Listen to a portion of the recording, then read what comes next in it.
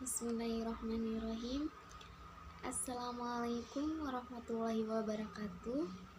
Perkenalkan, nama saya Rizka Ismail Putri dari Universitas Muhammadiyah Cirebon, kelas manajemen karyawan A semester 2. Di sini saya ingin sedikit menjelaskan materi mata kuliah Al-Islam Kemuhammadiyan, yaitu tentang makna dan hakikat Al-Quran dan hadis sebagai sumber hukum Islam yang diampu oleh Bapak Ghazali. Langsung saja saya akan menjelaskan materi tersebut, yaitu Al-Quran, yaitu sumber ajaran Islam pertama. Al-Quran merupakan kitab suci yang diturunkan oleh Allah Subhanahu wa Ta'ala kepada Nabi Muhammad melalui perantara malaikat Jibril secara berangsur-angsur. Masa Al-Quran diturunkan yaitu Nabi Muhammad SAW tingkat menjadi Rasul usia 40 tahun dan wafat pada usia 63 tahun. Al-Quran diturunkan oleh Allah Subhanahu wa Ta'ala secara berangsur-angsur selama kurun waktu 22 tahun, 2 bulan, 22 hari. Al-Quran terdiri atas 114 surah dan 666 ayat. Wahyu pertama adalah Quran surah Al-Alaq ayat 1-5, berhalwat di Gua Hiro pada 17 Ramadan 41 Hijriah malam Lailatul Qadar. Ayat terakhir Al-Maidah ayat 3. Sedang wukuf di Arafah pada 9 Zulhijjah 63 Hijriah.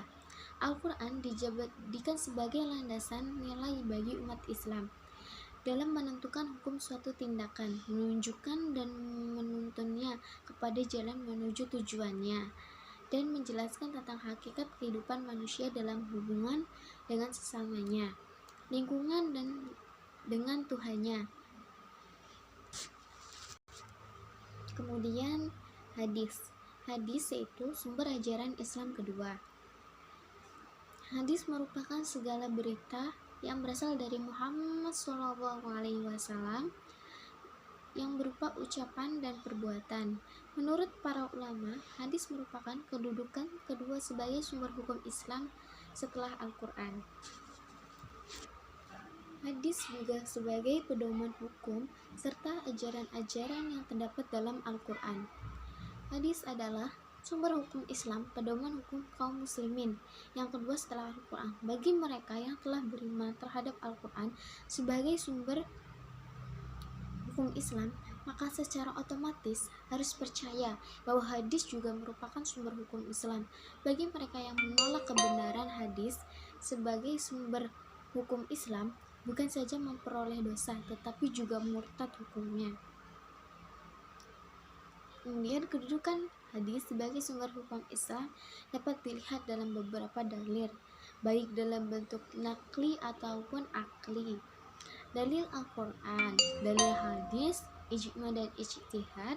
Kehujahan hadis dapat dipahami dari 7 aspek, yaitu ismah, sikap sahabat terhadap sunnah Al-Quran, al-sunnah, kebutuhan Al-Quran terhadap al-sunnah, realitas sunnah sebagai wahyu dan ijma. Al-Quran dan al-hadis adalah sebagai pedoman hidup, sumber hukum dan ajaran dalam Islam. Antara satu dengan yang lain tidak dapat dipisahkan. Cukup sekian materi yang dapat saya sampaikan mengenai makna dan hakikat Al-Quran dan hadis sebagai sumber hukum Islam. Kurang lebihnya saya mohon maaf apabila ada kata-kata yang kurang berkenan atau salah. Wabillahi taufiq wal hidayah. Assalamualaikum warahmatullahi wabarakatuh. Terima kasih.